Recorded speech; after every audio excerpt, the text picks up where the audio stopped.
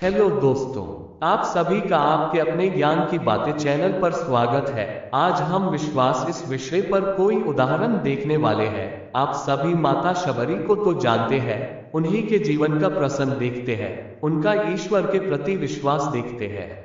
शबरी को आश्रम सौंपकर महर्षि मतन जब देवलोक जाने लगे तब शबरी भी साथ जाने की जिद करने लगी। शबरी की उम्र 10 वर्ष थी। वो महर्षि मतन का हाथ पकड़ रोने लगी। महर्षि शबरी को रोते देख व्याकुल हो उठे। शबरी को समझाया, पुत्री इस आश्रम में भगवान आएंगे, यहाँ प्रतीक्षा करो। अबोध शबरी इतना अवश्य जानती थी कि गुरु का वाक्य सत्य होकर रहेगा। उसने फिर पूछा, कब आएंगे? महर्षि मतन त्रिकालदर्शी थे, वे भूत भविष्य सब जानते थे, वे ब्रह्मर्षि थे। महर्षि शबरी के आगे घुटनों के बल बैठ गए। शबरी को नमन किया। आसपास उपस्थित सभी ऋषिगण असमंजस में डूब गए। ये उलट कैसे हुआ? गुरु यहाँ शिष्य को नमन करे, ये कैसे हुआ? महर्षि के तेज के आगे कोई बोल न सका। महर्षि मतन बोले, पुत्री अभी उनका जन्म नहीं हुआ, अभी दशरथ जी का लग्न भी नहीं हुआ, उनका कौशल्या से विवाह होगा, फिर भगवान की लंबी प्रतीक्षा होगी, फिर दशरथ जी का विवाह सुमित्रा से होगा, फिर प्रतीक्षा, फिर उनका विवाह कैकेयी से होगा, फिर प्रतीक्षा, फिर वो जन्म लेंगे, फिर उनका विवाह माता जानकी से होगा, फिर उन्हें 14 वर्ष वनवास होगा और फिर वनवास के आखिरी वर्ष माता जानकी का हरण होगा। तब उनकी खोज में वे यहाँ आएंगे। तुम उन्हें कहना, आप सुग्रीव से मित्रता कीजिए, उसे आगताई बाली के संताप से मुक्त कीजिए, आपका अभिष्ट सिद्ध होगा और आप रावण पर अवश्य विजय प्राप्त करेंगे। शबरी एक क्षण किंकर्तव्य विमूढ़ हो गई।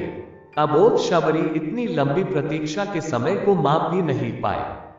वह फिर अधीर होकर पूछने लगी, इतनी लंबी प्रतीक्षा कैसे पूरी होगी गुरुदेव? महर्षि मतन बोले, वे ईश्वर हैं, अवश्य ही आएंगे, यह भावी निश्चित है, लेकिन यदि उनकी इच्छा हुई तो काल दर्शन के इस विज्ञान को परे रखकर वे कभी भी आ सकते हैं। लेकिन आएंगे अवश्य। जन्म मरण से परे उन्हें जब जरूरत हुई तो प्रहलाद के लिए खंबे से भी निकल आए थे। इसलिए प्रतीक्षा करना, वे कभी भी आ सकते हैं। तीनों काल तुम्हारे गुरु के रूप में मुझे याद रखेंगे, शायद यही मेरे तप का फल है।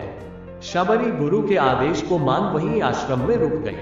उसे हर दिन प्रभु श्री राम की प्रतीक्षा रहती थी।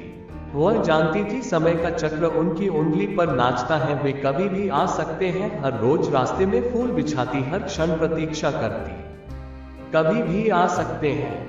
हर तरफ फूल बिछाकर हर क्षण प्रतीक्षा। शबरी बूढ़ी हो गई, लेकिन प्रतीक्षा उसी अबोध चित्त से करती रही और एक दिन उसके बिछाए फूलों पर प्रभु श्री राम के चरण पड़े। शबरी का कंठ अवरुद्ध हो गया, आंखों से अश्रुओं की धारा फूट पड़ी। गुरु का कथन सत्य हुआ, भगवान उसके घर आ गए। शबरी की प्रतीक्षा का फल ये रहा कि जिन राम को कभी तीनों माताओं ने जूठा नहीं खिलाया, उन्हीं राम ने शबरी का जूठा खाया। अद्भुत, सुंदर, अति सुंदर, भाव विभोर कर देने वाला प्रसन्न होगा वो। इस प्रसंग से यही ज्ञात होता है कि किसी चीज के प्रति आपका विश्वास दृढ़ है, कायम है, उसकी चाह दिल से है तो वो चीज आपको मिलेगी ही, भले उसे थोड़ा समय लगे, लेकिन सच्चे दिल से किया हुआ विश्वास पूरा होता है। दोस्तों, अगर आपको ये वीडियो पसंद आया हो तो ऐसे लाइक शेयर करना और चैनल को सब्सक्राइब जरूर करना, ताकि ऐसे और वीडियो आप तक पहुंचे। धन्यवाद, मिलते हैं अगले वीडियो में।